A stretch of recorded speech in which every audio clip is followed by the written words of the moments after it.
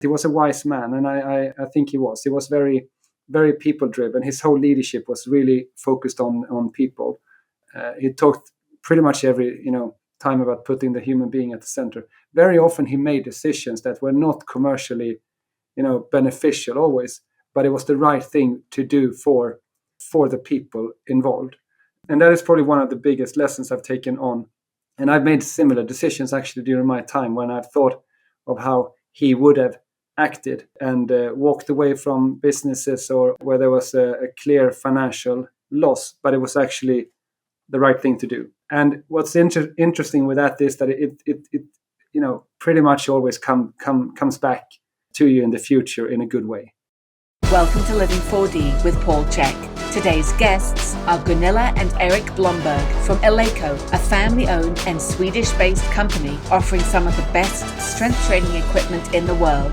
Gunnila is the owner of Eleiko, together with her 4 children, Rikard, Erik, Hans and Madeline, and she has been involved at a board level for many years. Erik has been the CEO of Eleiko for more than 12 years. Paul has known the Blombergs for over 2 decades and has been a frequent presenter at the Eleiko Training and Educational Center in Halmstad, Sweden. Gunnila was instrumental in bringing the Chek Institute courses to the Nordic region, as well as translating and publishing Paul's book, How to Eat, Move and Be Healthy, into Swedish. A big thank you to our premier sponsors, Bioptimizers, Organifi and Paleo Valley. Their support is essential in producing this podcast, and we hope you will show your support by visiting them online and trying all the amazing products that they produce. Please check the show notes at chekinstitute.com/podcast for links and details. The topic of today's conversation with Paul, Erik, and Gunnila is Eleiko, Real Strength. Hello, everybody. Welcome to Living 4D with Paul Chek. Our topic today is Eleiko, Real Strength. Today I have 2 very special guests, 2 very good personal friends of mine and Penny's and my family's. And that is Gunnila and Erik Blomberg. And they are the chief principals of the Eleiko Barbell Company in Halmstad, Sweden, where I spent many, many years lecturing and teaching in their sports center and working with the Blomberg family, and they're amazing people. And Eleiko is my favorite company in the world for weightlifting equipment, and they're also a great source of education. So I wanted to share the Eleiko story with you guys because it's a great story in many regards. And we also have Erik, who is Gunnila's son, who is now the director of Eleiko and has been for quite a while. And so we're going to get a chance to learn some business tips and secrets and how you deal with challenges, because as you're about to hear, Eleiko has made it through some literal fires and stays on top to this very day. And I'm so proud to say my gym is full of Eleiko equipment and I love it. Every time I touch it, I think of the Blomberg family. So Gunnila and Erik, welcome to Living 4D. Thank you very much, Paul. Great to be with you. Good to see you. We really appreciate being here to talk with you. Yes, thank you very much. It's a pleasure. It's my pleasure. You guys, as I said, we've had a long friendship and we've lived some life together, and I've stayed in your house many times and loved every minute of it. And I love your whole family. You guys are amazing people. And maybe at some point you can share a little bit about each of your children, or Erik, your brothers and sisters, so everyone gets to kind of have a sense of who the Blombergs are. So to begin with, can you share the meaning of your business name and give a bit of a biographical overview of how you guys got started in your journey since the beginning of Eleiko? Because it's quite a story. It's one of my favorite stories, actually. Yeah, absolutely. And as you say, we're based here in Halmstad in Sweden. So it's a rather small town in the south of Sweden. And Eleiko was actually started as a company already back in 1927. And wow. Then it was a couple here in our city, not at that time connected to our family, but the husband had been traveling to the US actually, and he discovered something quite interesting at the time, which was electricity. And that's quite a discovery. It was, and he thought this is the future. So he came back to Sweden and started a company making electrical appliances. the initial products were ovens and toasters and also a waffle iron, which became the most famous product for Eleiko at the time. But Eleiko actually stands for Electrical Installations Limited Company in Swedish. So it goes cool. back to that story. That's beautiful. So we say it always started with a waffle iron, the history of Eleiko. And then back in 1957, it was a woman who was a widow. She had taken over as the director of the company, so she was running it. And it was a weightlifter working in the factory. And he wanted to make a weightlifting bar that could last a full competition. He was a competitive lifter. At that time, you couldn't really do one competition with only one bar. They either broke or bent some way. So he wanted to develop a professional weightlifting bar. The woman who was managing the company at the time, Tyra Johansson, we celebrate her a lot, and especially her decision to move forward with this product development at the time. The Eleiko bar was developed in partnership with one of the steel mills up in the northern part of Sweden. We still work with the same steel mill where we get the steel for our bars from. And then it was launched at the World Championships in Stockholm in 1963 to really be introduced to the professional weightlifting community. And since then, we then say that this is the world's most famous barbell with over 1,000 world records, and we've been delivering to a majority of all the big international competitions every year since then. I think we have over 500 international competitions at this point, which we've delivered to either Olympic Games, World Championships, or Continental Championships. So it's really been the core of the business for a very long time, and it's been the heart of Eleiko for so long. But it's an interesting story, and it started with a waffle iron, and then becoming the world's most famous bar. And now I would say we're more on a journey of becoming what we aim for, to be the number one strength company in the world. But we can get back to that a bit further on. Yeah, it's a really cool story, and the bars are incredible. I mean, I've been in your factory many times and watched the technical precision with not only which they're made, but which they're tested. And even your weight plates, they're right down to less than a gram of accuracy, aren't they? Yeah, exactly. So a bar, 20 kilo bar or plate, if it weighs 20 kilos or 20,000 grams, it can only weigh maximum 20,020 grams.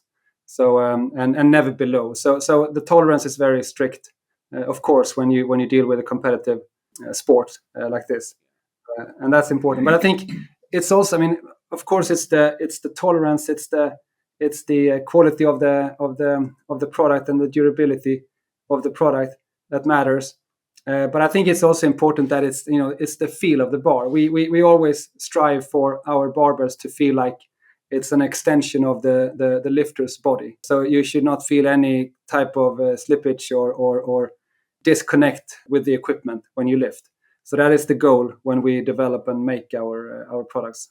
Yeah, the equipment is extremely good. I love the kettlebells you guys made too. They have a beautiful natural feel to them. They handle very nicely.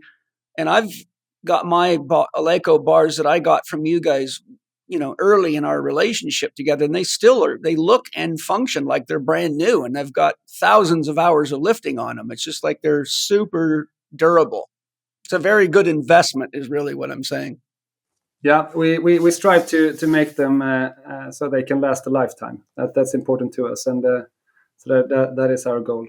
And we have bars that have been used, bought in the 60s, and they are still used in clubs.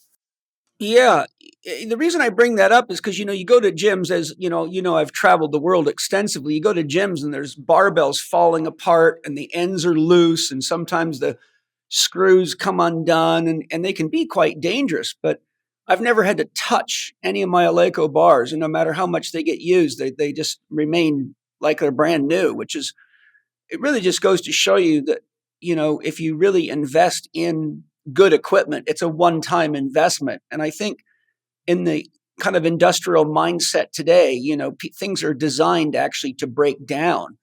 I remember watching a documentary, for example. They were talking about how light bulbs used to last, almost indefinitely, but then the company, the organization that controls the sales of light bulbs around the world, brought everybody together and forced a rule that they had to design the light bulbs to only last 1,000 hours, and they would burn out because they weren't making enough money off of light bulbs.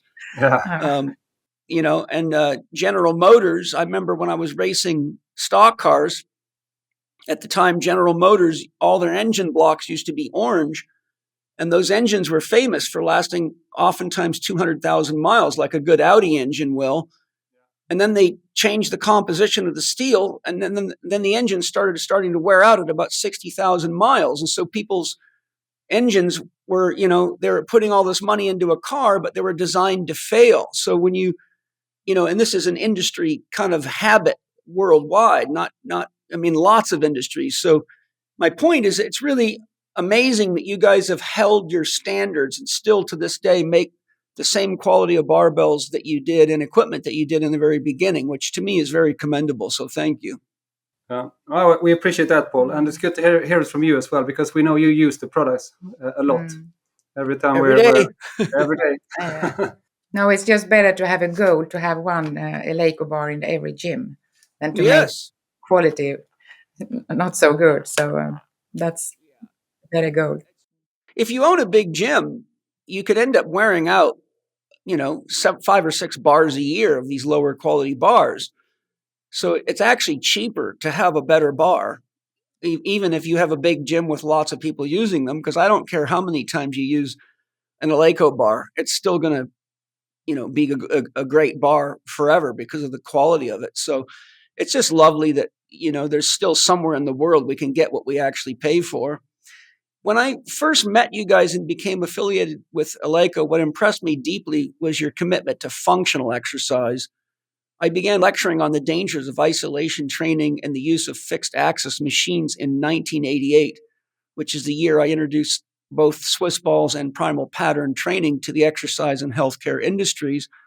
And functional training was not at all in the consciousness of the grand majority of universities, nor exercise or the rehabilitation industries at all. It was still doing very much bodybuilding type isolation training. When I saw your equipment, I was overjoyed. And when I learned of your training philosophy and experienced the quality of your equipment, I was equally excited.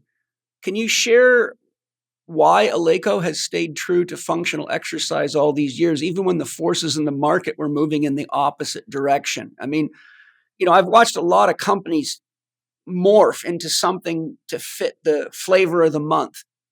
But you guys have stayed very true to functional exercise and quality education. And, that must have been interesting for you to navigate, because as you watch the market change and everybody goes running after all the toys, I know from a business perspective, it can be tempting to say, well, maybe we got to go over there and make money, or this is what people want.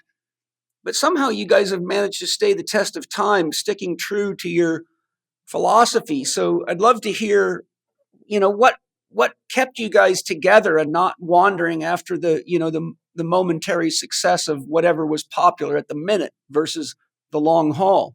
Well, I can say that I remember that there were a lot of discussion at the company about having machines to sell, and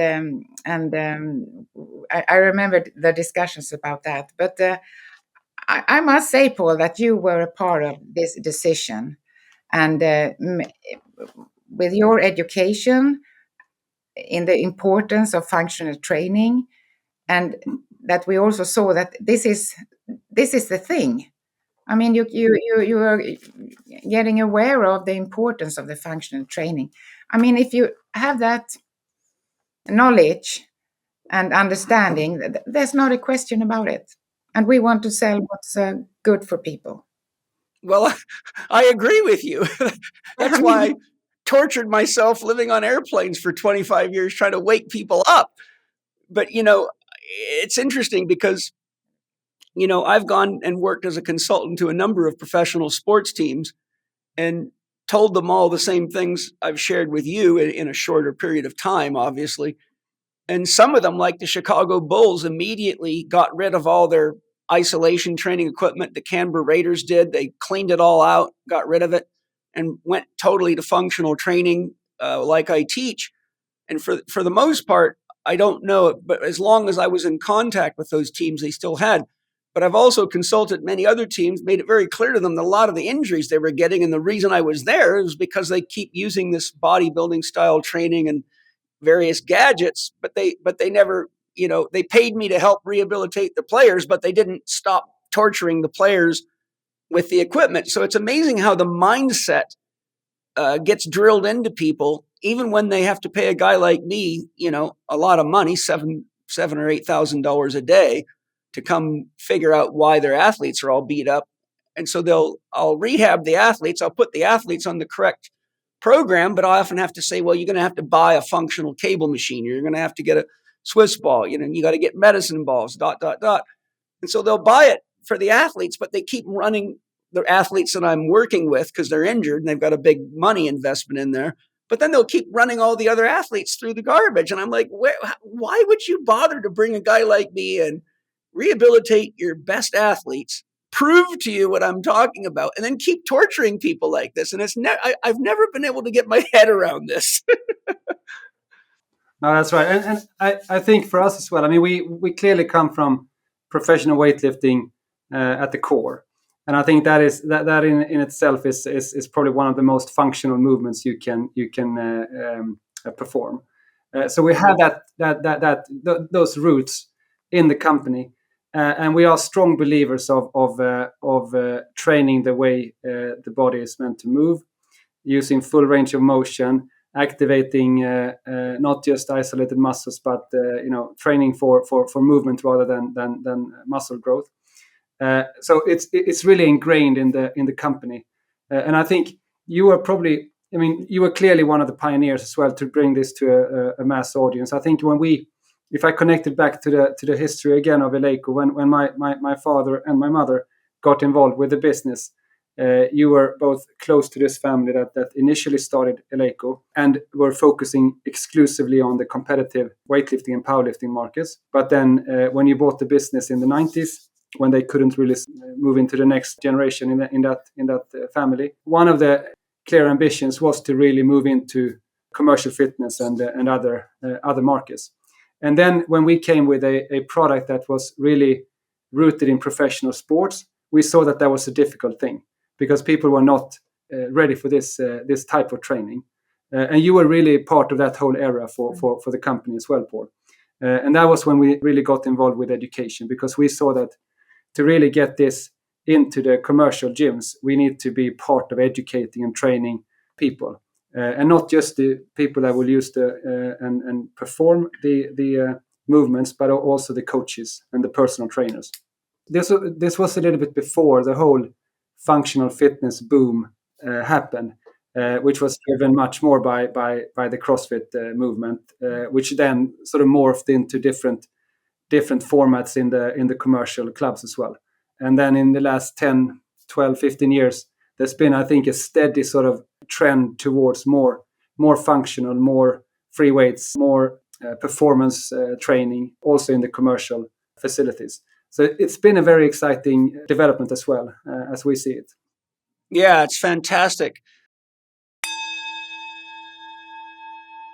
Hi, everybody. Thank you for learning and growing with me and joining me on my podcast. A quick question for you. Do you know if you're getting enough magnesium? Because 4 out of 5 Americans aren't, and that's pretty much true worldwide. And that's a big problem because magnesium is involved in more than 600 biochemical reactions in your body. Today, I want to talk to you about the most common signs to look for that could indicate that you're magnesium deficient. Listen carefully to the end because there's a special offer happening, and this could be exactly what you need. So here we go on some of the common symptoms that indicate you might be magnesium deficient. Are you irritable or anxious? If you're not sure, ask your partner. Do you struggle with insomnia? Do you experience muscle cramps or twitches? Do you have high blood pressure? Are you constipated? Do you have a hard time falling asleep or getting a restful sleep? Do you feel more stressed than others that seem to be in the same or similar situations? Do you feel moody and wish your emotions were more stable? Do you feel you lack mental alertness? Do you feel you're at risk for osteoporosis and desire to build stronger bones? There are dozens of symptoms of magnesium deficiency, so these are just a few of the most common ones. Now, here's what most people don't know. Taking just any magnesium supplement won't solve your problem because most supplements use the cheapest kinds that your body simply can't absorb. That's why I personally recommend Magnesium Breakthrough. It's the only full-spectrum magnesium supplement with 7 unique forms of magnesium that your body can actually use and absorb. All Bioptimizer supplements are the best of the options available, or I wouldn't be offering them to you. I don't offer anything on my podcast that my family and I don't use ourselves. Bioptimizers is so committed to offering you the best quality products that really work that if you are not satisfied, you can get a full refund, no questions asked. In fact, they are so confident they offer a 365-day money-back guarantee. To get your Magnesium Breakthrough and your 10% Living 4D discount, go to bioptimizers.com/living4D. That's bioptimizers.com/living4D. Use the promo code PAUL10 to get your discount. And by the way, in addition to the discount you get by using the promo code PAUL10, you can get gifts with your purchase, up to 2 travel-sized bottles of Magnesium Breakthrough. Act fast. This is a limited time offer, so go to bioptimizers.com/living4D and use the promo code PAUL10 for your 10% discount. Enjoy. Now, strength seems to be the primary theme of Eleiko's mission, vision, values, and marketing. Can you share what strength means to each of you and what Eleiko's mission, vision, and values are? The guiding principles behind what you do. And I know you guys personally. I've been in gyms with you many times. We've eaten dinners and breakfasts and lunches and swam in the frozen ocean together and had saunas together and talked about life. So, to me, you're like family to me. But with the market changing all the time, and later we'll talk about some of the things that I've seen in the United States, because I'm watching a reversion back to the old ways going on over here, which concerns me deeply. But I'd love to just hear what strength means to each of you. What does it really mean when Eleiko talks about strength training, and what does it mean to each of you? And I'd love to hear for the audience what your mission, vision, and values are, because you guys have stuck to your mission, vision, and values, really true for a long time through tough times. And it's a hard thing for most people to do. Yeah. No. Well, I can start and just tell you my story about what strength is for me, because I have been, I've been in training the whole my life, ups and downs in my life. But what I have been training, that is jogging and aerobic and yoga. And cross-country skiing, don't forget. Yeah, nowadays. Yes, I love that. Later on. I came from cross-country skiing yesterday in the middle of Sweden. Yeah, so that's wonderful. But that training didn't give me strength. And I have read about jogging. It said that if you shall jog, you cannot get trained, because you need to be trained to jog. And I think I had an unbalance in my body that just get worse and worse when I was jogging. I ran 2 marathons together with my husband and another couple, and they were going to do a 3rd one, but then my back broke totally. I couldn't run any longer. So I think for about 10 years ago, I really got a huge disc injury and had really problems. I went to not only a second opinion, I went to a 3rd opinion. One said that you have such a huge disc injury, so don't do anything. Be very careful. Another doctor wanted to make a surgery, and a 3rd one said that you have an old back for your age, so you need to train to keep your back good. Strength. The last one was the best. So I started, actually, Erik, you was the one who gave me 12 lessons at a personal trainer. Please, you said, go and do this. And actually, it was also that I was going to do a race with skiing. And I said to you, I cannot do it because I'm not feeling well. But try this. And I went, saw him, and I still see him. When I'm in Halmstad, I go to him once a week. And I also go to Victor, at Primal Health. So I have two personal trainers. Yeah, good. But, yeah, Victor's cool. yeah, yeah. But this has made me feel what strength is. I didn't feel strong before. I felt weak, really. But today, I'm stronger than I ever been in my life. I carry a lot of heavy stuff. When I travel with some of my friends, they cannot get their bags up on the shelf, you say. Yeah. But I can do that. And that feeling is for me so huge. And I think that it doesn't matter what level you are when you start with this, because the feeling when you get better and better and getting to feel strong, I think that's the same feeling for everyone. A lot of the people will be listening to this podcast. They won't be able to see you. But I think it's important, if you don't mind, sharing your age, because you've been involved in fitness and exercise for a long time, and you're still out there exercising with a trainer and doing cross-country races at your age. I think that's quite impressive. I get 70 this year. Oh, good. Well, yeah, you see, you're still going strong, and you're still looking beautiful, too. Oh, thank you.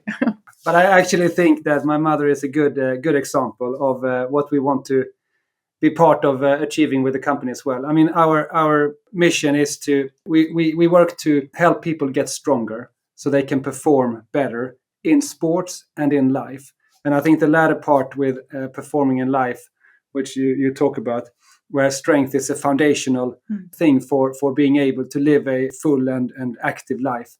I think you are a very good example of that. And that's a very important thing of what we want to be part of creating. Of course, we cater for professional sports as well, where strength is more. It's a competitive sport where you want to display elite performance as well. But they are different things. But I think the foundational part that strength can be for people is essential of what we want to be part of here. Yeah. Do you want to share your mission, vision, and values? Yeah, so the mission is we work to make people stronger so they can perform better in sports and in life. Our values center around performance, learning, and kindness. So we talk about pursuing outstanding performance in our work. Of course, quality is at the core of what we want to achieve with the products and the services we offer. The learning aspect has to do both with how we want to run the company internally and the mindset we want to have with our people, but also, as I talked about, we have an education business that we think is as important as the equipment and the hardware business. They come together and they complement each other. You need one to be good at implementing the other. And then the last part about kindness, and we talk about acting with kindness in how you operate and how you conduct yourself. It goes a lot back to how my father, whom you knew well, Paul, and he knew well, and you had a very nice, very good relationship. He always talked about putting the human being at the center of what you do, be it employees or customers or suppliers or athletes. So he was a true humanist, and that was really characterizing his leadership style. So we nurture that and try to really keep that as at the center of the company as well. So acting with kindness is important to us. Your father was what I call a gentleman, a real gentleman. And there's not many of them alive anymore. I used to love my meetings with him in the sauna. We used to call them the Chiefs meetings. And we would talk about a lot of the, challenging issues of life. And he was always so clean and so clear in what he said and very easy to understand. He didn't have complicated sideways stories. When Leonard would tell you something, it was real clear, and he was very experienced in life and in business. So it was like you were talking to a wise man, and you knew this is someone you listen to. This isn't somebody you argue with or somebody that you don't respect, because there's very few people that you ever get to meet like that. So I really was, I'll always carry his presence. Sorry, it's making me emotional in my soul. No, he really appreciated you as well, Paul. Yeah. And he, For the listeners who don't know him, he passed away in 2015. So it's been a while now since he passed away suddenly. But he was a very important part of the company and for building the culture that we now want to nurture and of course develop further. But it was a strong personality, and he has meant a lot to the company, of course. Yeah, strong but loving. That's the key thing. Yeah. Well, from my research, it's quite clear that we're not only dealing with a crisis of sedentary adults, but children of the world that are the most unfit and unhealthy they've ever been. I've had many of my students reach out to me to inform that there are gyms being created for children that have nothing but fixed axis and cardio machines, which is, as you can imagine, a real concern for me, especially understanding the science and philosophy and physiology of child development. As you know, it's in my teachings. What is Eleiko's position on exercise for children, and do you make any gym equipment for children? Yeah, I think you're right, and we see we see a lot the same thing, that this is a huge challenge for society. Children are less physically active, and I think it was really accelerated as well during the pandemic, when I think you actually lost almost some generations of kids that just turned inactive, and it's very hard to activate someone when they've turned inactive. So I think that is something we have to deal with for a long time. We clearly see this, and we have some projects ongoing with are focused on the children.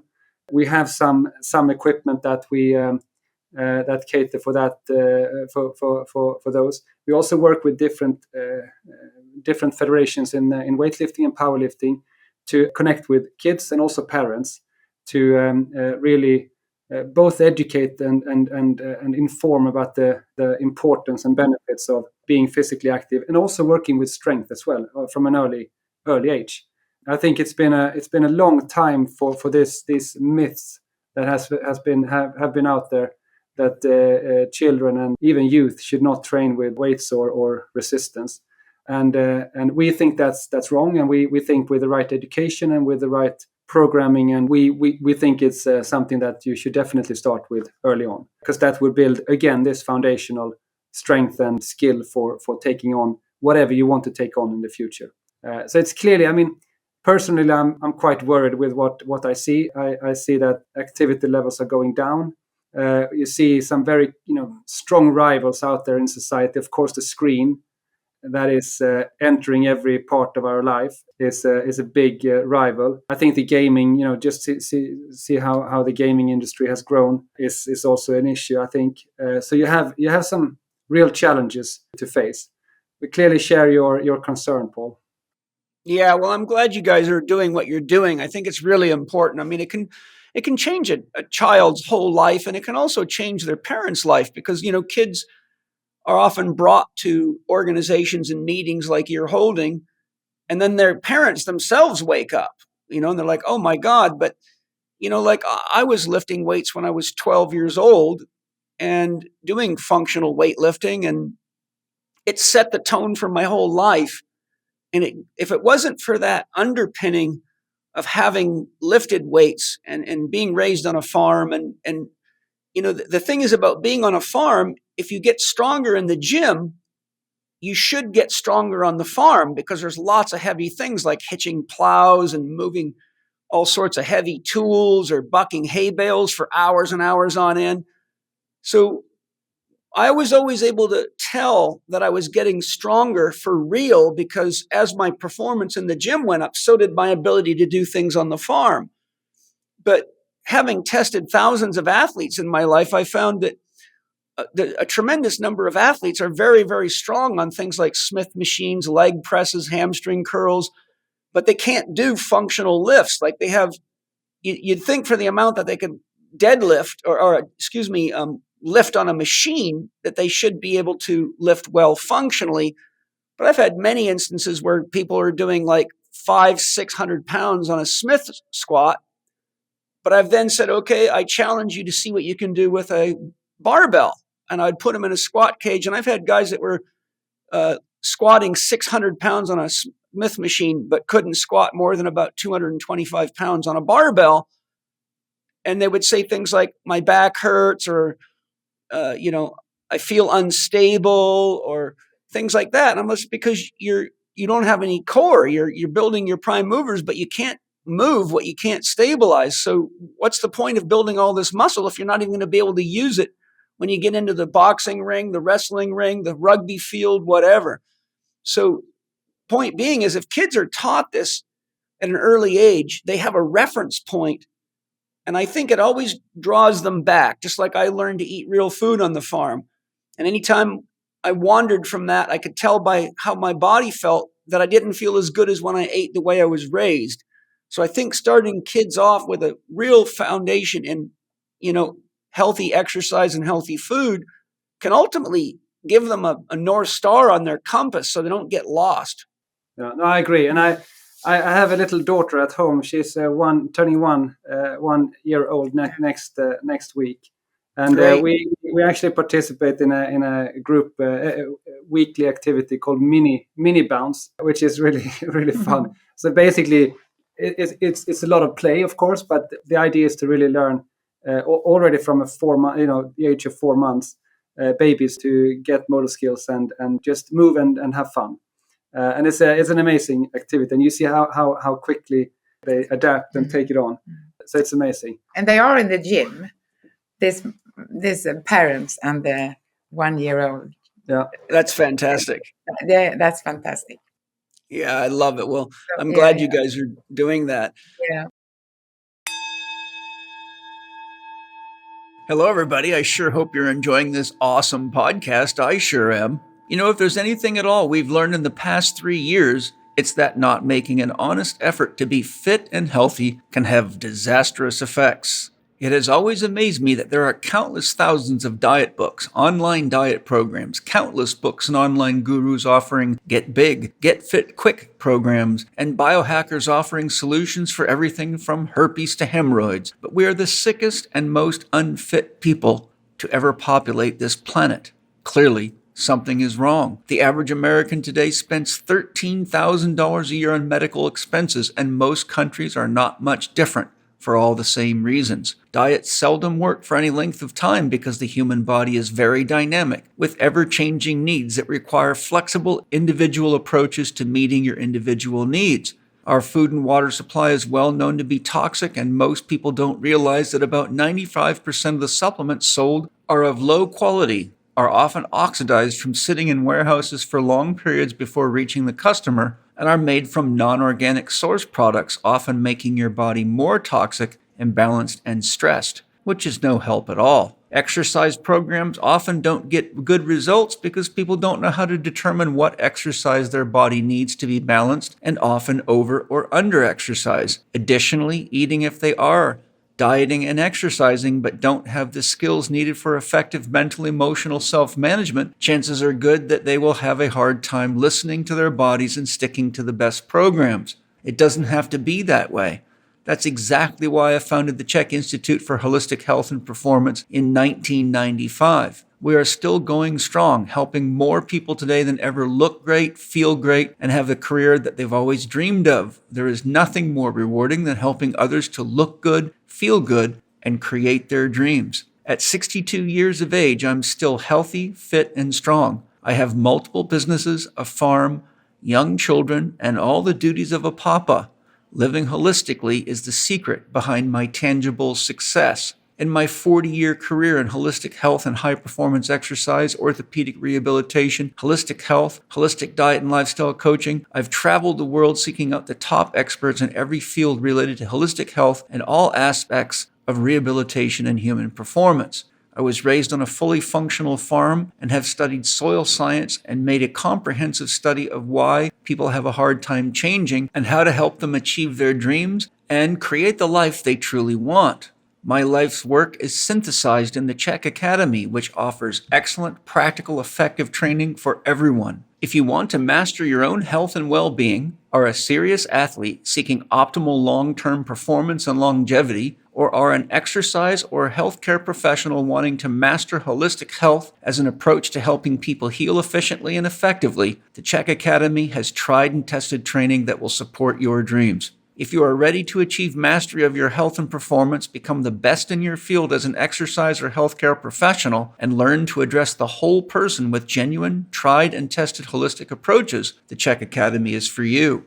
If you are tired of the humdrum of your usual job and feel called to enter a career in holistic health, the Chek Academy offers everything you need. You can master the basics efficiently and begin making an income doing what you love to do. As your clientele builds and you progress in the Chek Academy, you can cut back on your old job and more fully engage a new, rewarding career in holistic health. Want a preview?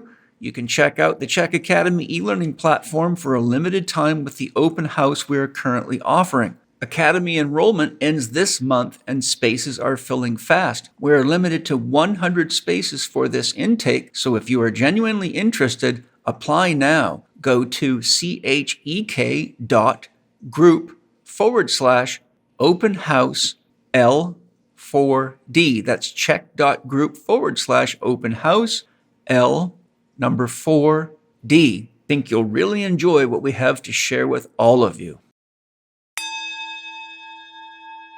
Now, my next question, I have a bit of a long intro to set the stage because I want the listeners to sort of understand the background of what I'm about to ask you. So bear with me as I read this long intro. Eleiko has built an education center in the headquarters at Halmstad and made Chek Institute education more accessible to the Scandinavian people, which Penny and I are grateful for. My career as an educator traveling the world nonstop for 25 years with Penny, I witnessed a transition in the exercise and health professionals and how they're educated. Up until approximately 2015, conferences paid seasoned experts in a variety of fields and specialties to present and give workshops. The trade shows or sales areas were secondary to the education. Then there was a progressive infection of the education curriculum in which manufacturers and corporations began to plant educators in conferences specifically to sell their products. As this infection spread, a transition occurred in which educators like myself were no longer being offered payment for our education, nor other support such as travel and lodging payment, but were expected to pay to present, and even became pressured to be sponsors of the conferences, which was often as expensive as $30,000, or they wouldn't bring us in. I watched many of the biggest health and exercise conferences become nothing short of prostitution rings for corporate interests. I saw many of the leading thinkers and educators disappear, particularly those like myself that taught critical thinking and individualized assessment skills versus this core board or this supplement will fix everything from back injury to hemorrhoids or, magic bullets. I was kicked out of two of the biggest health and exercise conferences in the world because I spoke openly about this issue and because conference directors were leveraged by major sponsors. If you let Paul Chek present at your conference, we will not sponsor you.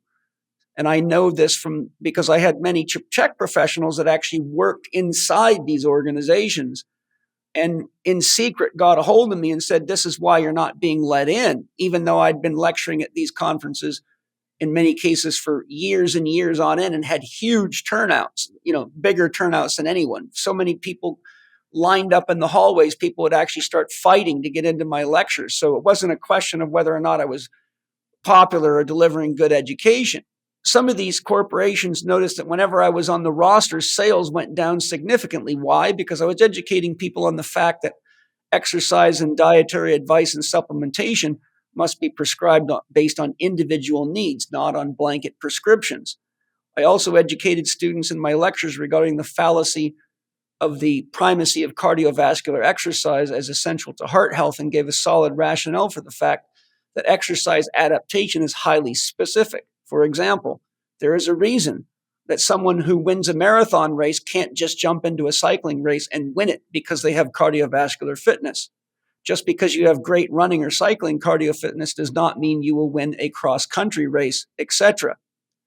I showed clearly that we evolved with nature with very little cardiovascular fitness, with the exception of some tribes like African Bushmen that run animals down, and that any cardio came by way of the environment, such as environment-specific work or task-specific conditioning.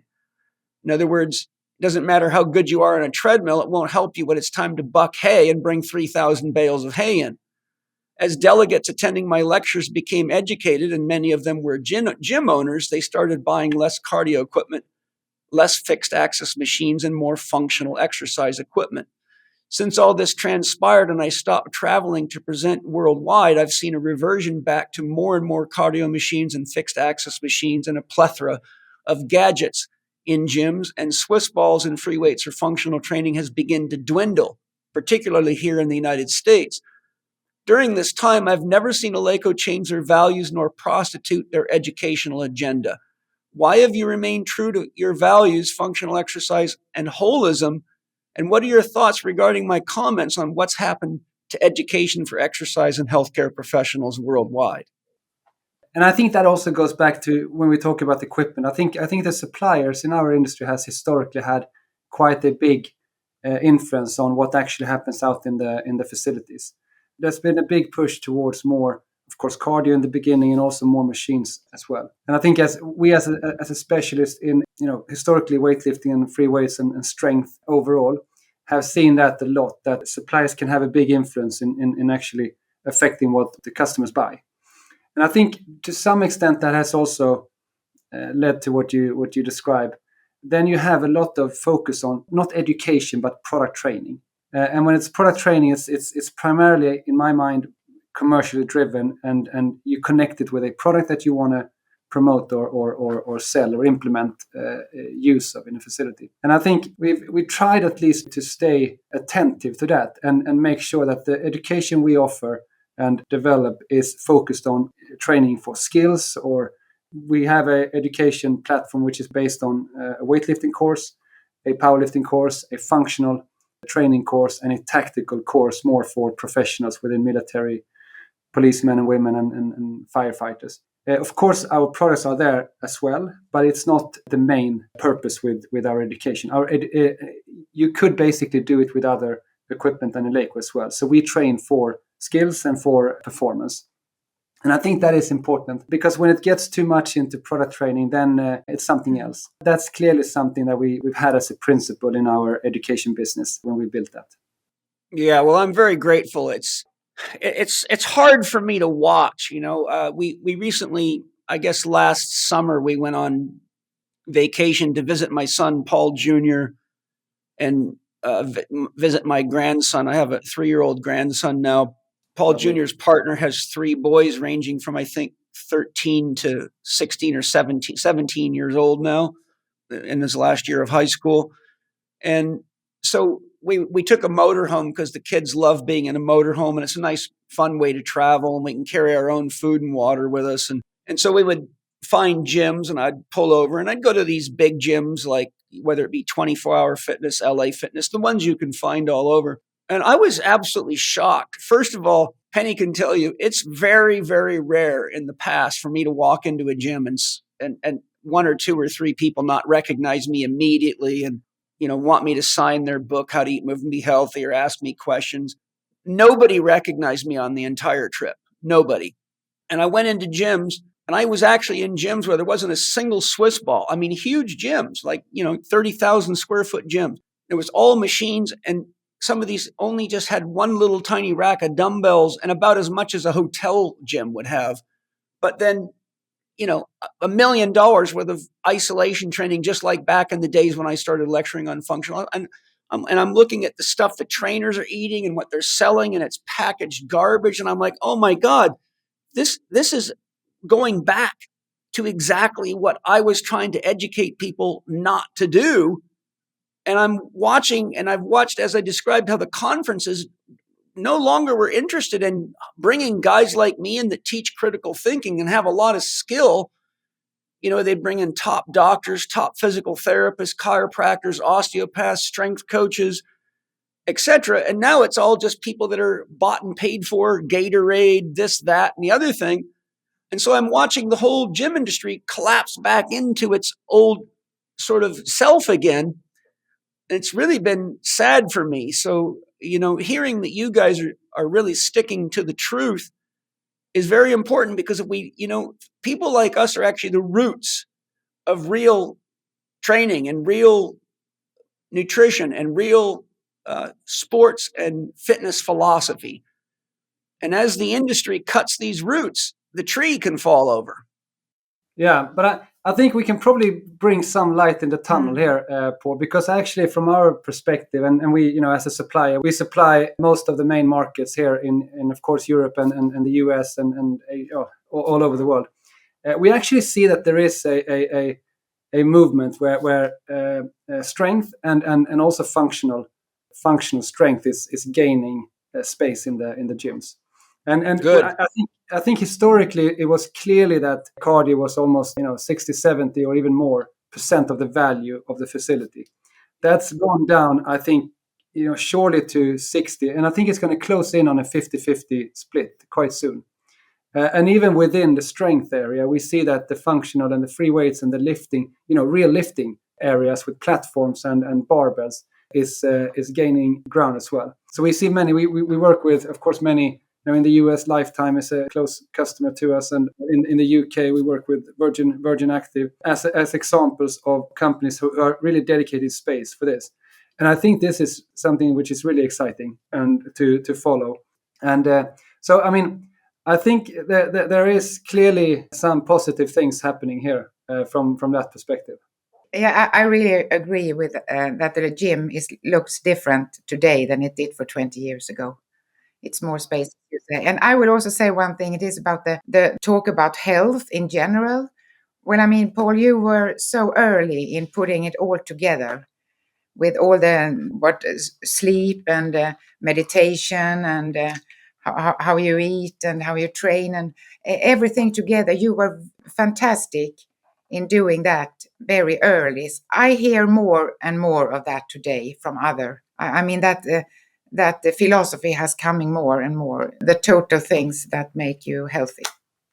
Yeah, it's good. It could be just because we were driving down mostly main highways and hitting big commercial gyms, but they're the same gyms that I watched transform to more functional training and less cardio while I was out active in the field. After 25 years, I just couldn't ride on airplanes anymore. I was just exhausted and I have no desire to. So my podcast is how I get around without leaving my home. But it was a very interesting thing because, we drove, 1,600 miles over the span of 10 days. So I hit probably 5 or 6 gyms and I saw this trend going through these gym chains. And like I say, it may have just been, I just happened to hit some of the chains that aren't so health and fitness oriented anymore. In other words, it wasn't certainly a sampling of gyms around the world. I mean, you guys are in thousands of gyms, so you're going to have a much better finger on the pulse than I do. But it was enough for me to bring it up in conversation. And I was curious to see if you guys were seeing this trend. And I'm just glad that you're not. Yeah. No, I think we see positive signs there. But then I think you're right that as the industry needs to really penetrate and reach more people, I think that is typically where, the first contact people have with a facility or a fitness club typically is probably a machine or a cardio piece. But we talk a lot about, we want basically people's journey to either start with or end with the barbell. So finding a path to the barbell. And maybe it is a way to start with machine training and training isolated movements and get involved, but then get inspired and educated and motivated to move on and learn more. So it could be also part of that whole, as our industry penetrates more and really works to reach more people, that could be part of it as well. Yeah, I hope so. The United States, it's like a double-edged sword. Often great ideas come from the United States, but the American tendency is to also ruin good ideas. I've watched it over and over again. For example, I say, look, the only place you can find combat yoga is in the United States. I mean, and I'm using this as a metaphor, but, I've watched great things come and great things go, and great things come and great things go. But the tendency of Americans in the health and exercise community is to always go to the next gadget or the next cool thing, as opposed to sticking to principles. And so that was one of the things that really drove me nuts when I was on the lecture circuit for so long, is watching how education on foundation principles got thrown out the window and everybody just went rushing for the new gadget, the new machine, or the new flashy, lights and bells. But I'm like, you know what? It's like buying frosting for a cake, but not making a cake out of eggs, flour, milk, and real food. And everybody's just eating the frosting all the time and then wandering around wondering why their back hurts, their neck hurts, they can't think straight, and they're broken all the time, And I'm like, oh, well, it's pretty obvious. Yeah, and I think clearly the US is a center for innovation, and there you have both creation and destruction sort of happening every time at the same time. But I think US has always been sort of the so many trends and so many concepts have always originated in the US. I think what we see as originally a barbell manufacturer is that it is a product and an activity that ultimately gives really good results. And concepts and trends come and go, but it's stood the test of time so far. Yep. And that is something we of course lean on a lot, even though we also work to innovate in our business. Great. Hello to all of you. I just wanted to take a moment to say thank you all for joining me and helping make the world a better place for all living beings each day. I suspect most of you are aware that people are having a harder time sleeping than ever, and you may be one of them. As you can imagine, there are many reasons for this, but the turmoil in the world is surely enough to keep most people's adrenaline and cortisol running high, obstructing one's ability to get deep, restful sleep when it is needed most. But you don't want to lose sleep when parenting demands are high, jobs require alertness for performance and injury prevention, and the ultimate safety and security is your own health. There is no method of regeneration and vitalization more powerful than sleep. One of the challenges with many of the sleep aids I've tested is that they often include melatonin or ingredients that stimulate melatonin production specifically. Any such product has left me feeling jet-lagged upon waking and feeling as though my natural hormone rhythms have been disrupted, and I know many others have reported that to me as well. As is so often the case, Organifi comes to the rescue with an all-natural, non-melatonin-based sleep product. Organifi Sleep is a carefully crafted nighttime blend with a powerful blend of amino acids and organic herbs that promotes relaxation and facilitates a deeper, more restful sleep. A truly holistic solution for a rejuvenating and peaceful night's sleep. Organifi Sleep is easy to use. Just add it to water or any of your favorite nighttime beverages, stir, and drink for a beautiful, restful sleep. Wake up revitalized, energized, and ready to be your best in all that you do each day. To get your Organifi Sleep, go to organifi.com/CHEK20. That's Organifi.com/Chek20, CHEK20. To get your 20% off, use the promo code capital C, capital H, capital E, capital K, 20 for 20% off on checkout. Enjoy a deep, restful sleep with Organifi Sleep. Gunnila, you completed all my HLC training, applied it, and made quite an investment in having my book, How to Eat, Move, and Be Healthy, translated into Swedish. That was quite a commitment to my teachings and the Swedish people. Can you share why translating my book was important to you and why you and Erik feel a holistic approach to strength development is so essential? Yes, yeah. I made a HLC program, and it was very, very huge for me. I think it was absolutely fantastic. And those years that you were coming to Sweden twice a year and lecture, that was a part of my life that I really enjoyed, because I got in touch with all these people coming to your courses. And it was a group of people, I mean, mostly men, and they were interested in training. They had trained a lot. And I mean, what they changed first when they heard your lessons, it was to change the food. And it really made such an impact on them. So it was great to see that. It's funny because sometimes the biggest problem for them was to come home to their families, to their wives, and say, and eat like this, and the wives didn't get it the same way. So many of them took their wives to the courses, and then they got it. But I found that some people thought it was difficult to read an English book.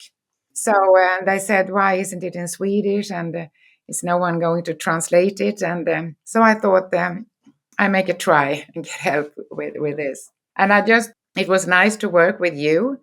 And it was a nice project. And I must say, just last week, I met a guy who make coaches for people with health and food and training.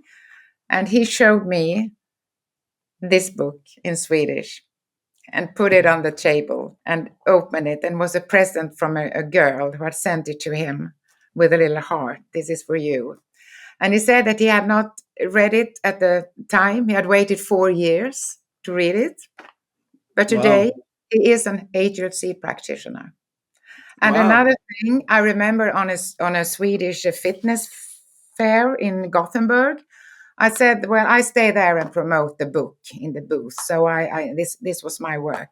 And one guy, I remember, I spoke about the book, and he was a little, well, I don't know, he was studying and at the university, and he didn't know. But he bought the book. 2 years later, he came towards me. I met him on the street, and he said, thank you for having me to buy that book. It changed my life. That's the thing. I mean, you meet such things in your life very often. But I mean, to meet these people and to know that I've been a part of changing their life to a healthy lifestyle, that is huge. Yeah, I was very grateful that you did that, because it was an expensive project and it took a lot of work. And it was and is a great gift to the Swedish people.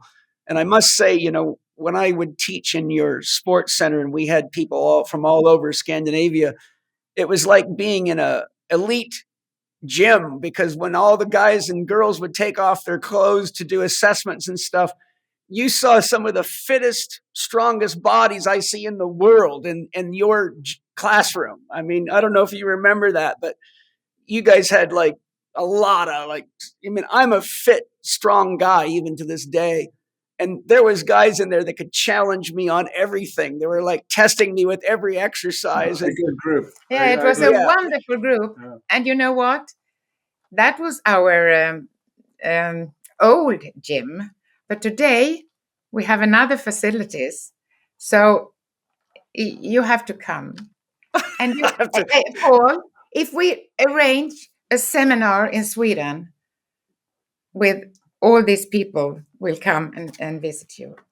Yeah, well, as soon as I finish my massive spirit gym project and get it launched, I'll make it part of a trip to go visit people that are key friends in my life that have been trying to get me to come back on an airplane for quite a while. But it would be fantastic.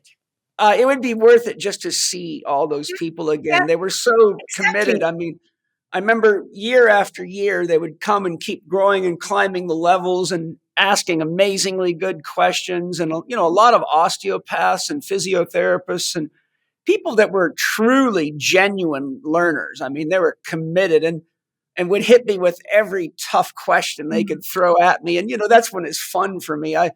I'm not so interested in the silly questions, but the harder they are, the more exciting it is for me. And you guys had such a great team of really smart people over there, I'm getting old now, so you have to hurry up to do this tour.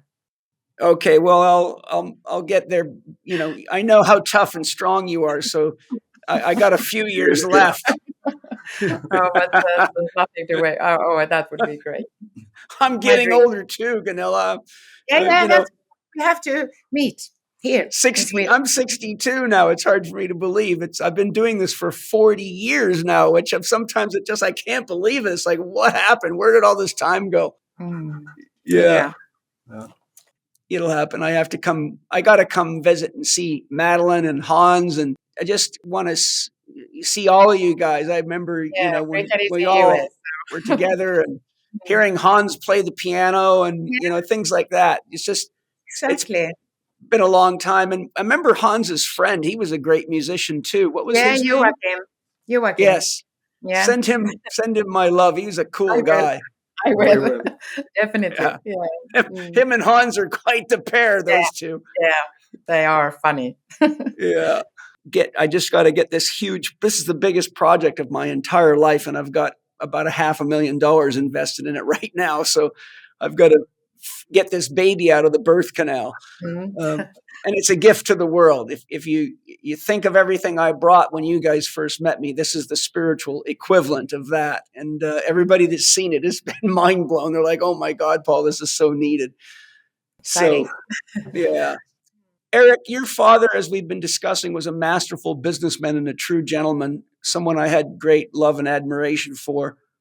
When he passed away, his legacy was placed in your hands as the director of Eleiko. Can you share some of the key business lessons that Leonard taught you, Ricard, Madeline, and all of you kids, and that you use today to govern Eleiko? Yes, of course. I mean, he truly meant a lot to me. And we when I started back in 2012, he had a wish to step back from his role as CEO and for me to take over for quite some time. But that was the time when we did it. He was really happy that we could, transition to the next generation. So we got to work. Well, we worked before that, of course, but not when I was in the company. So we got to work 3 years together when he was the chairman and I was the CEO. And I think initially I was challenging him quite a lot the first year, and we had often I was quite keen to put my stamp on everything from strategy to leadership, but I also made a lot of mistakes that first year. We often got into discussions whether often it was the discussion whether this was something that was on my table or was something that we had to work on the board level and together with him. But that's kind of matured in the second year, and I think in the third year I really started to come to him much more often. And he was a very, of course, you said it. He was a wise man, and I think he was. He was very, very people driven. His whole leadership was really focused on people. He talked pretty much every time about putting the human being at the center. Very often he made decisions that were not commercially beneficial always, but it was the right thing to do for the people involved. And that is probably one of the biggest lessons I've taken on. And I've made similar decisions actually during my time when I've thought of how he would have acted and walked away from businesses or where there was a clear financial loss, but it was actually the right thing to do. And what's interesting with that is that it pretty much always comes back to you in the future in a good way, because those relationships you build, especially I think in those situations where things get really really tough, but you do the right thing, it pays off in the future, and I think that's clearly something that I've taken with me from him. Then I think he was he always tried to have a lot of humor as well in making doing business. Yeah, so that was, and we still hear that today. He was a storyteller, and he loved telling stories. And when I travel, to countries, still today I hear these stories told again from people who heard it from him, and that's amazing. Yeah. That's fantastic. Most anyone listening to my podcast is likely to be aware of the many health benefits of extra virgin olive oil. There are countless research papers on its benefits, and it can be used in smoothies, baking, cooking, as well as a nutritional aid and even on your skin for improved skin health. Unfortunately, a tiny fraction of the extra virgin olive oil used is made from authentic organic sources and can be toxic for your body due to residual pesticides. Additionally, the polyphenol content in olive oil degenerates over time or degrades.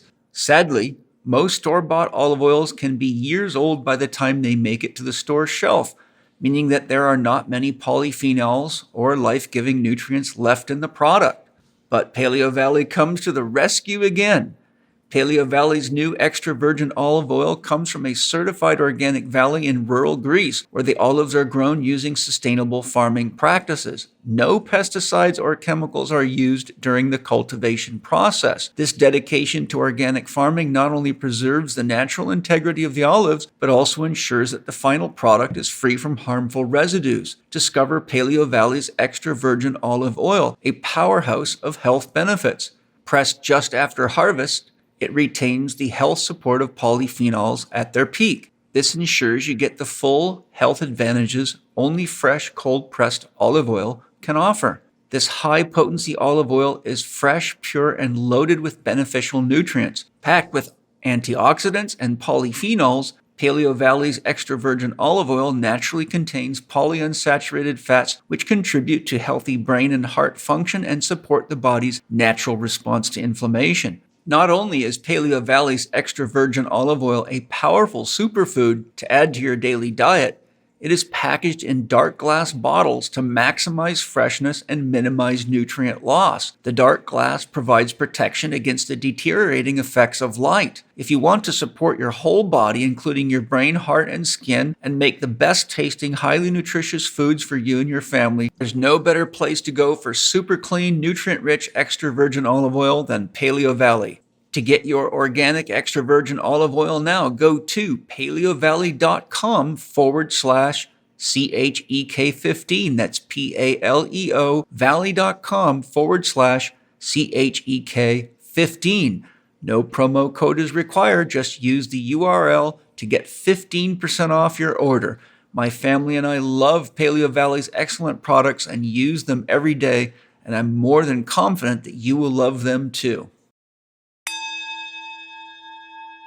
Well, without the ability of your father as a resource, as the exercise and social environments have changed, and we've had to deal with unexpected business challenges like COVID, what are some of the challenges you've had to work through as the director of Eleiko, and how have these challenges shaped your vision for Eleiko's future? Yeah, I think, as you said, I mean, every business goes through challenging times. I mean, for us, we've been on a very steady sort of growth journey for the last 10, 15 years. So we've been growing every year, but not every year has been free of challenges. And of course, when my father passed in 2015, that was a big challenge for us. He meant so much for a lot of people here. And then shortly thereafter, we had a fire, so our warehouse burnt down to the ground. And that was just 6 months after, or a bit more than after my father passed away. That was a very tough time, and but we were able to, and I think with culture and commitment and dedicated people who were really really feel strongly for what we do, that meant a lot.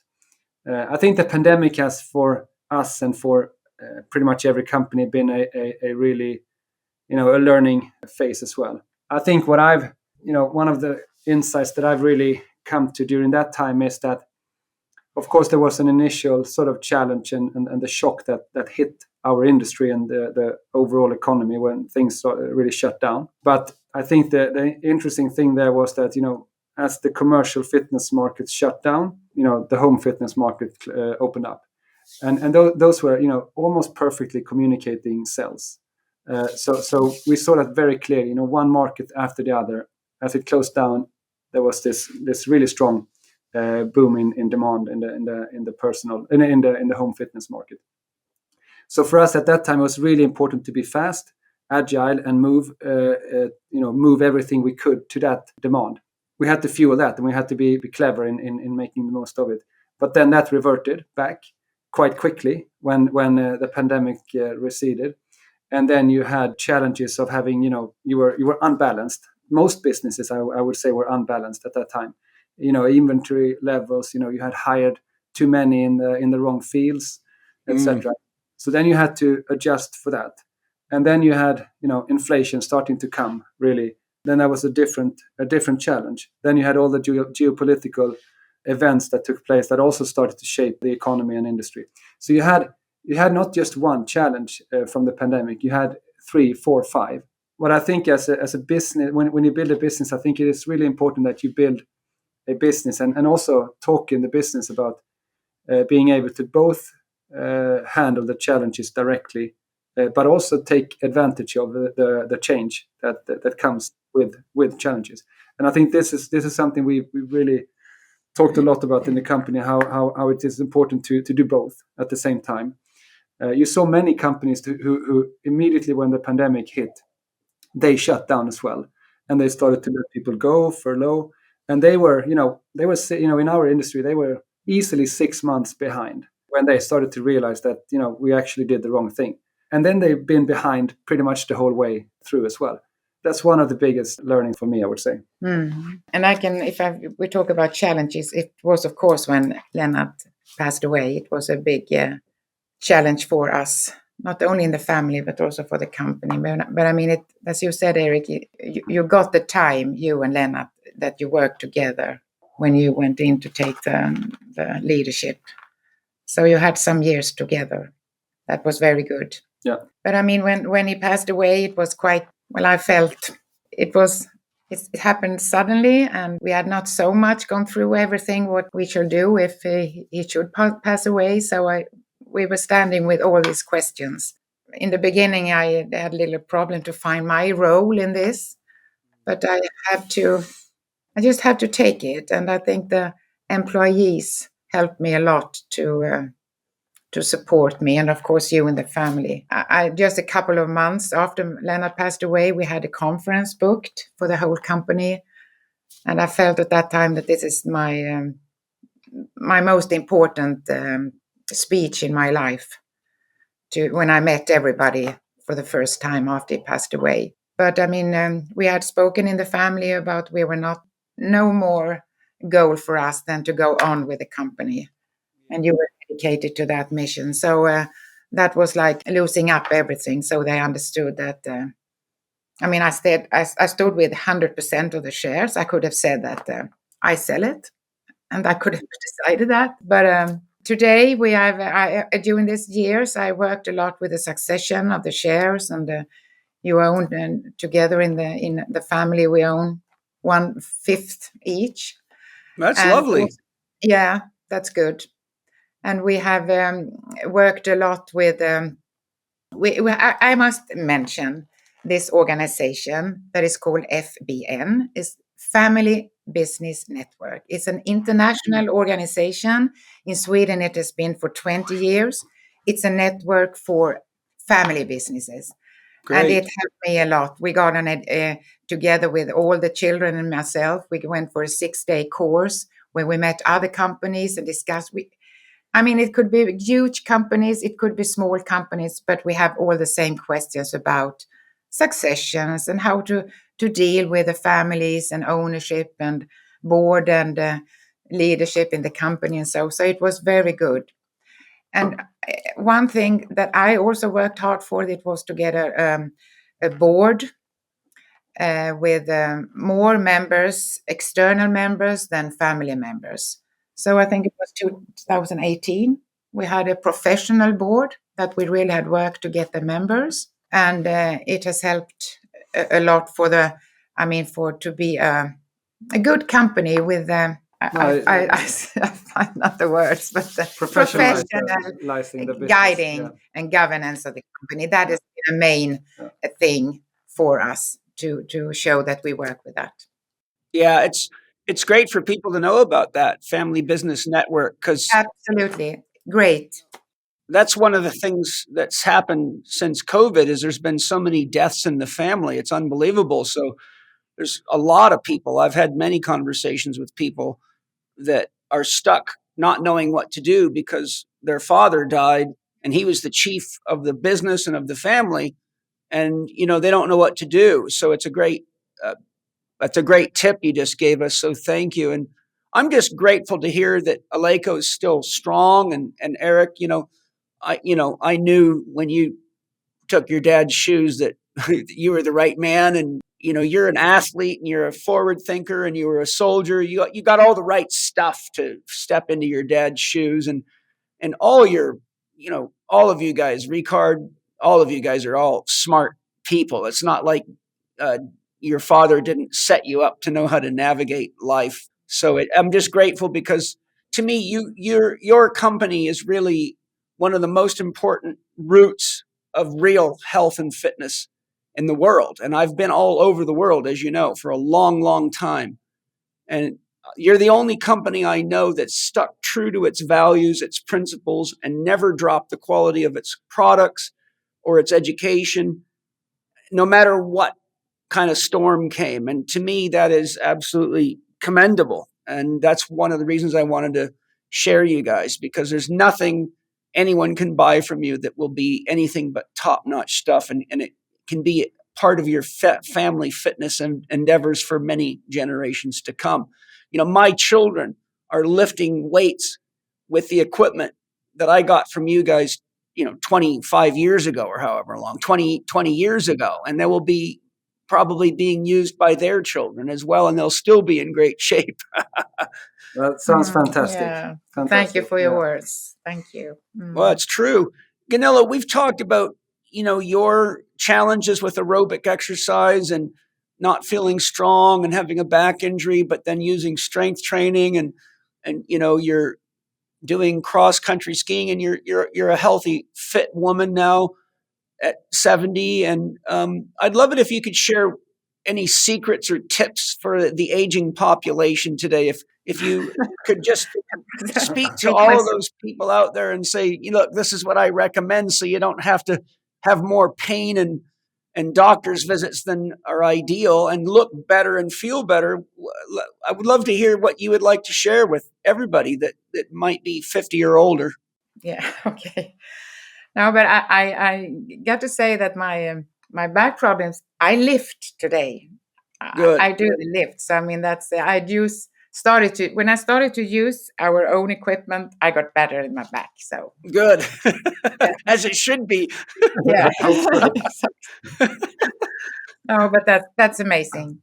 Well, as you say, many people in my age are not feeling well, and they get overweight and they feel bad. And one thing I hear, they say, "Oh, I have such a problems in my knee or my hips, or so I can't train." But I don't like to hear that, because you can always train something. Yes. I mean, you cannot say that you cannot train. You can do something. And I mean, as I speak about my personal trainers, that's the best thing I've done, to go to a personal trainer. Because if I get a program with 10 exercises, maybe I think that's fun and that's fun. But number 5, that's so boring. So I have problems to do that myself. I'm a person, I need a personal trainer. He gives me one exercise, and I do that as he tells me. And then he said, I do another one. I don't know what the program will be like. It's always a surprise. Yeah, good. So it's always fun to go there. And I'm always so happy when I have done it, because I think it's really funny. And I also think about when this happened to my husband, and so when I was feeling not so bad during a couple of years and so. But today, when I come back in my life and do all this training, the best thing I do it for myself, but I also do it for my children, because I love to hear when you, Erik, or the other guys say, "Oh, Mom, we love to see that you're doing what you're doing, and that you're training and you get fit and you are taking care of your health." I think that's the best thing I can give to my children. Well, yes. And you got a lot of grandchildren, and I got 8. And it's nice to tell them that they have a cool grandma. Yeah. Exactly. And I wanted to say that in my life, the one person more than anybody that kept me together in the stress of a challenging family environment was my grandmother. And I think having a healthy, loving grandmother can literally be what keeps a child healthy and even alive. For me, it was keeping me alive. We have lost our wise grandmas and grandpas. I've watched now, when people reach that age, they're more interested in being alone and going on cruise ships and kind of separating themselves from the children. They become very sedentary. They don't play with kids anymore. They don't tell kids stories. If anything, they just sit and watch television.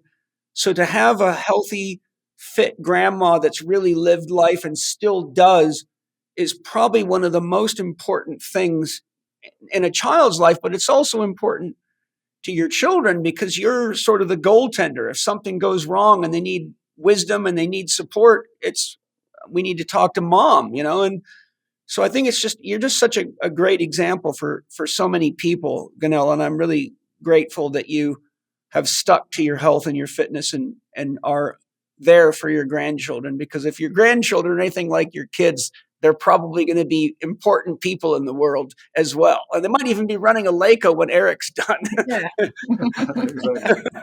I hope it stays in the family. Yeah, so do we. No, it's important. And I hear many of your friends, Erik, that they can say that, oh, I'm so sad because my father is ill and my mother is not feeling well. And when you say that you're happy that I'm healthy, I mean, that is the best thing you can give to your children. Yeah, it is. Yeah. And I think another thing for people that are aging is the importance of clean water and healthy food. I mean, people at that age start going out and shopping for food and trying to buy cheap food thinking they're saving money, but you never save money when you do that. You make a very, very big mistake. So if you want to, have a healthier second half of your life, invest in food and find clean water and eat how to eat, move, and be healthy and study it. That's the Bible. It's still the Bible. I mean, for so many years, it's still there. Yeah. It's not an old book.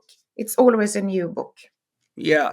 It's kind of like what we've been talking about. It deals with the foundation of what health is, right? Okay. There's no way around that. Those are foundation principles. It's not. It's all together.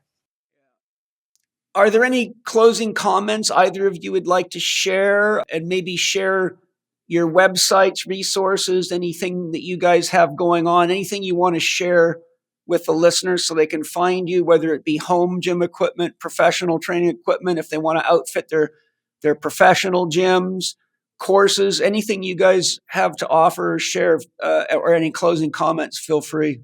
Yeah, I mean, you can find us on eleiko.com. We try to be as fast as possible to respond to you. So that's where you can find us. Otherwise, we were just very happy that we could connect, Paul. Really happy to be to have this conversation. We've been always appreciating a lot what you've done for the industry. Thank you, and thank you both. Thank you for all that you did for the Chek Institute as well, and for me. You guys made it possible for us to educate and help probably thousands of people. I mean, I can't count them all, but when you think of all the lives that were touched by the people that came through my education by way of your support, there's a lot of people out there that are living better lives because of your support of the Chek Institute. So you'll always be in my heart. You'll always be in my gym, and you're part of my soul. I can promise you that. And I'm excited to let you know that my kids work out in the gym with your equipment right to this minute. So very mutual. And let's see how many Swedish people will be at the conference in Sweden when you get here. So that will be very interesting. I think it's more than 1,000 actually. Oh, I hope so. Well, let's rock and roll. Yeah, that will be fun. That will be fun. Thank you so much. And Eleiko is, for the listeners, Eleiko. It's a hard name to spell if you're not Swedish. Eleiko.com, right, Erik? Make it. Electrical Installations Limited Company. Yeah. And if you want to this is how you get your power up. You can get more electricity moving through you and feel good. So thanks to my sponsors for all your lovely products and your highly ethical practices and keeping the planet healthy by using regenerative farming and organic sources for all your products. Thank you for all of you for anything you buy from the sponsors that supports the podcast. Thanks for joining us. I hope you really enjoyed our journey with Gunnila and Erik Blomberg, the principals of Eleiko Barbell, and I hope you enjoyed the story. I hope you understood from our presentation today that keeping the foundations in place is what really creates longevity and stability even through tough times. And please go to their website and check out their equipment and their offerings. They only sell the best. That's why I love them, because I love the best. So I'll have something exciting for you guys next Tuesday. Erik and Gunnila, once again, thank you again forever and forever and forever. And I Thank you still very much, send Paul. my love to Leonard wherever you are, buddy. We Yeah. still are. You're in our hearts and in our souls, and you're in our gyms. Exactly. Thank you, Paul. Thank you so much. Yeah. We love you, Paul, Love you too. very much. Bye-bye. Bye. Thank you for listening to Living 4D with Paul Chek and today's guests, Gunnila and Erik Blomberg. You can find out more about Eleiko, their equipment and education on the website eleiko.com. That's ELEIKO.com. Catch up with Paul on Instagram, TikTok, and Threads at paul.chek, on X at Paul Chek, or on his YouTube podcast channel, youtube.com/living4D with Paul Chek. Watch more on Paul's blog at paulcheksblog.com or visit the Chek Institute site at chekinstitute.com to find Paul's e-learning courses, advanced training programs, and to learn more about the Chek Academy. You can read the show notes and find links to all the resources mentioned in this episode at chekinstitute.com/podcast. This podcast is not possible without the support of our premier sponsors, Bioptimizers, Organifi, and Paleo Valley. Please show your appreciation by taking advantage of their special discounts for listeners. The links are in the show notes. And if you enjoyed today's episode, please consider leaving us a 5-star rating and a warm review on the podcast platform of your choice. This podcast is available on Apple Podcasts, Spotify, Amazon Music, Audible, and YouTube.